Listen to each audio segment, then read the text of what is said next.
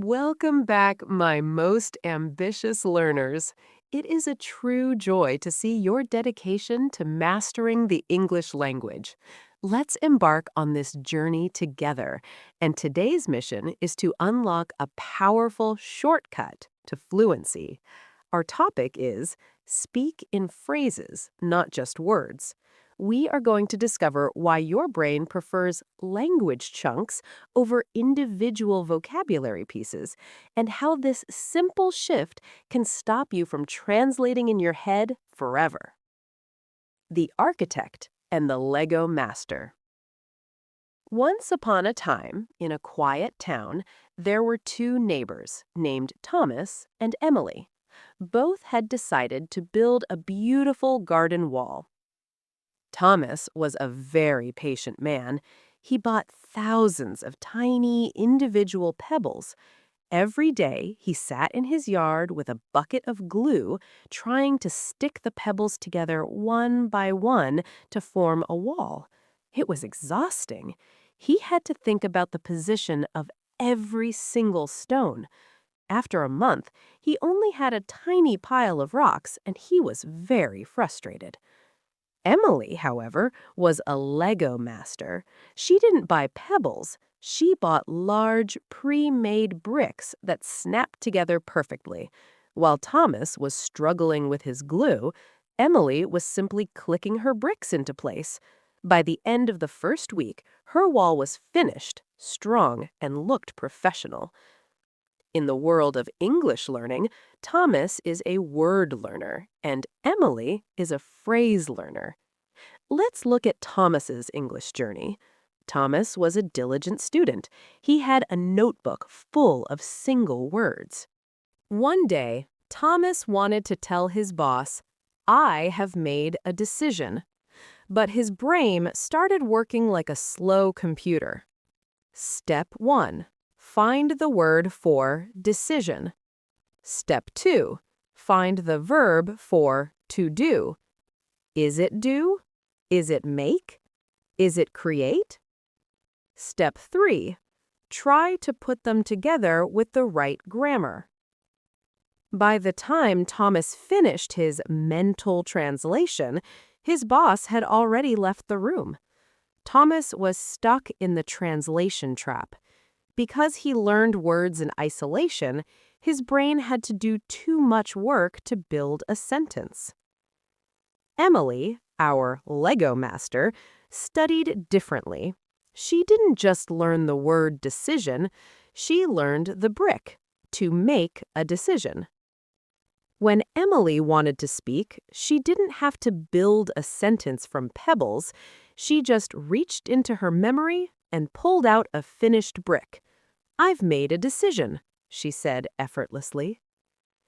This is what linguists call collocations, words that naturally live together. In English, we don't do a decision or take a decision, usually.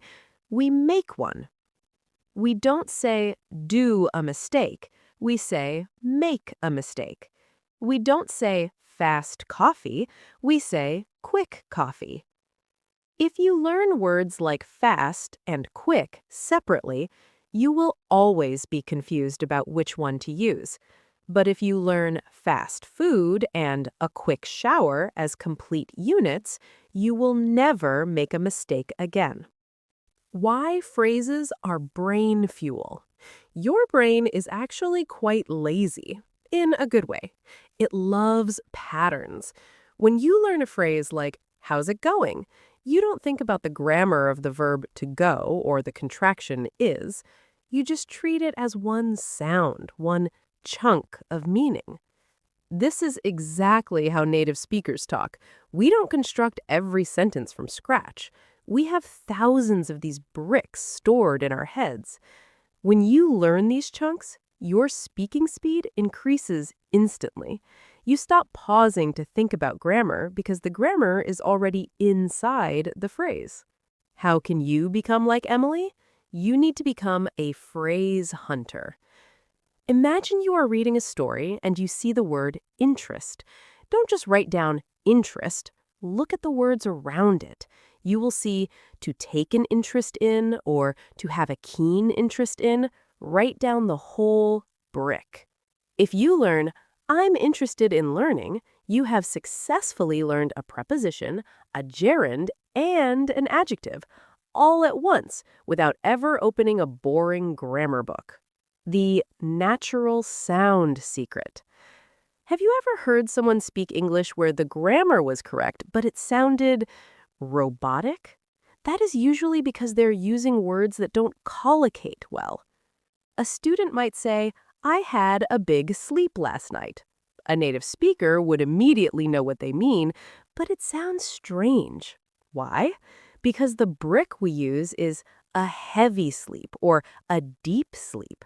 By learning phrases, you don't just speak faster, you speak more naturally. You start to sound like a person, not a dictionary. Let's go back to our friend Victor from our previous lesson. After he conquered his fear of speaking to himself, he decided to try the phrase method. He stopped trying to learn 50 new words a day. Instead, he decided to learn 5 useful phrases a day. He practiced, number 1, to tell you the truth. Number 2, I'm not quite sure, but. Number 3, it's worth mentioning that. Number 4, could you do me a favor? Number 5, it's up to you. 2 weeks later, he went to a meeting. Instead of stuttering and searching for nouns and verbs, he used his pre-made bricks. To tell you the truth, Victor said, I'm not quite sure about the deadline, but I can check it for you. His colleagues were amazed. Victor, your English has improved so much. You sound so fluent. Victor smiled. He knew the secret. He wasn't building with pebbles anymore. He was building with Legos. How to start today. 1. Stop using bilingual dictionaries for single words. Use a collocation dictionary. 2. Listen for patterns. When you watch a movie, listen for 3-word chunks.